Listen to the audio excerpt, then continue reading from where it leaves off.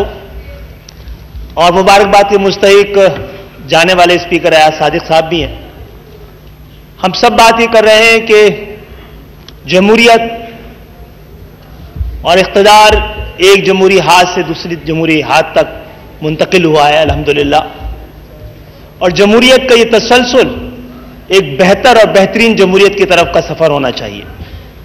जनाब स्पीकर, पाकिस्तान की अवाम ने इस ऐवान को अपने ख्वाब सुपुर्द किए हैं। इस ऐवान की जिम्मेदारी है कि उनको ताबीर लौटाए। पाकिस्तान की अवाम, पाकिस्तान की जमहूर ने इस ऐवान को अपनी उम्मीद सुपुर्द की है।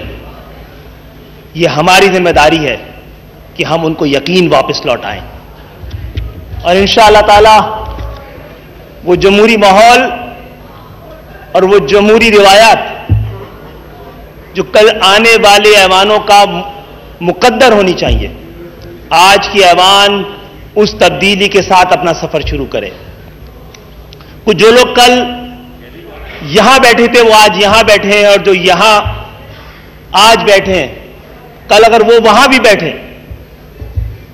असल मामला यह है कि जमहूरियत का तसलसल और बेहतरीन जमहूरियत उस वक्त कहलाएगी जब जमहूरियत के समरात आम पाकिस्तानियों तक पहुंच पाएंगे, जब इस ऐवान में आवाम बैठे होंगे, खानदान नहीं बैठे होंगे, जब इस ऐवान में किसानों की नुमाइंदगी किसान कर रहा होगा और मजदूरों की नुमाइंदगी मजदूर कर रहा होगा। बहरहाल एक बार फिर मैं तमाम ऐवान को भी, हज़्ब इक़्तिदार, हज़्ब इख्तिलाफ को भी, और आप सबको भी इस दुआओं के साथ कि पाकिस्तान की ये सियासी जमातें और ये ऐवान एक मजबूत पाकिस्तान, और वो मजबूत पाकिस्तान जो बानियाने पाकिस्तान का ख्वाब था, उसकी मंजिल तक पहुंचा सके। बहुत बहुत शुक्रिया।